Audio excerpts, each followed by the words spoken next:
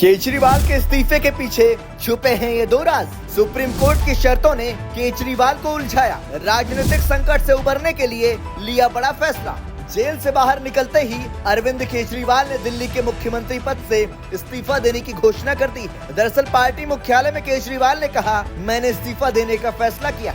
अब चुनाव होने तक दिल्ली को नया मुख्यमंत्री मिलेगा। केजरीवाल के इस्तीफे की घोषणा से जो सवाल सबसे ज्यादा उठ रहा है वो यह है कि 177 दिनों तक जेल में रहने के बाद भी पद नहीं छोड़ने वाले आम आदमी पार्टी के मुखिया अरविंद केजरीवाल ने जेल से बाहर आते ही सीएम की कुर्सी क्यों छोड़ रहे हैं। सुप्रीम कोर्ट की शर्तों ने केजरीवाल को उलझाया। दिल्ली के मुख्यमंत्री अरविंद केजरीवाल को शराब घोटाला केस में जमानत देते हुए सुप्रीम कोर्ट ने कई शर्तें लगाई हैं। इनमें दो शर्तें प्रमुख हैं। अरविंद केजरीवाल मुख्यमंत्री दफ्तर नहीं जा सकेंगे। दूसरा, मुख्यमंत्री होने के नाते किसी फाइल पर साइन नहीं कर सकेंगे। कहा जा रहा है कि इस्तीफा देने की सबसे बड़ी वजह यही है। सुप्रीम कोर्ट के इन दो शर्तों की वजह से आम आदमी पार्टी की सरकार राजनीतिक और संवैधानिक संकट में फंस सकती है। इसी संकट से निकलने के लिए अरविंद केजरीवाल ने इस्तीफे का ट्रम्प कार्ड खेला है। पहले संवैधानिक संकट समझिए। आपको बता दें कि दिल्ली विधानसभा का सत्र आखिरी बार 8 अप्रैल को बुलाया गया था। ऐसे में 6 महीने बाद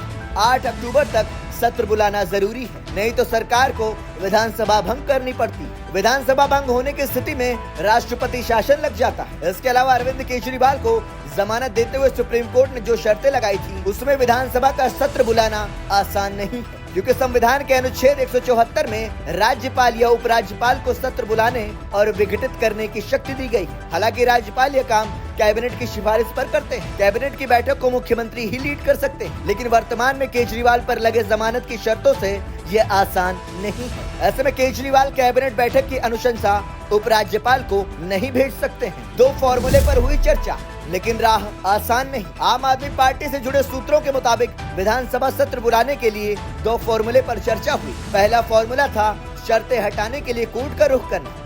इसके तहत कोर्ट से यह अपील की जाती कि मुख्यमंत्री फाइलों पर साइन नहीं करेंगे तो काम कैसे होगा। कहा जा रहा है कि इसमें दो दिक्कतें थी। 8 अक्टूबर से पहले इस पर कोर्ट का फैसला आ जाए, जो कि मुश्किल है, और कोर्ट ने सुनवाई के दौरान अगर कोई सख्त टिप्पणी कर दी तो सरकार की किरकिरी हो जाती। दूसरा, सीनियर मंत्री से सिफारिश कराकर कैबिनेट की बैठक बुलाने की थी, लेकिन उपराज्यपाल कानूनी प्रावधान को हथियार बना सकते हैं। अब राजनीतिक संकट समझ। 8 अक्टूबर को अगर राष्ट्रपति शासन लग जाता तो दिल्ली में चुनाव की तारीखें भी बढ़ जाती। हालांकि अभी फरवरी 2025 में विधानसभा के चुनाव प्रस्तावित। आपको बता दें कि जम्मू कश्मीर में विधानसभा भंग होने के 6 साल बाद विधानसभा के चुनाव हो रहे हैं। अगर विधानसभा का चुनाव टलता तो यह आम आदमी पार्टी के लिए एक बड़ा झटका साबित होता, क्योंकि अभी आम आदमी पार्टी दिल्ली में सबसे मजबूत स्थिति में है। केजरीवाल के इस्तीफे की यह भी एक बड़ी वजह है। केजरीवाल किसी और को मुख्यमंत्री बनाकर ये सुनिश्चित करना चाहते हैं कि दिल्ली विधानसभा का चुनाव समय पर ही हो। यही वजह है कि केजरीवाल ने साफ तौर पर कहा कि अब चुनाव के बाद जब सरकार बनेगी तब मैं मुख्यमंत्री बनूंगा। Bureau report, संदेशवाहक।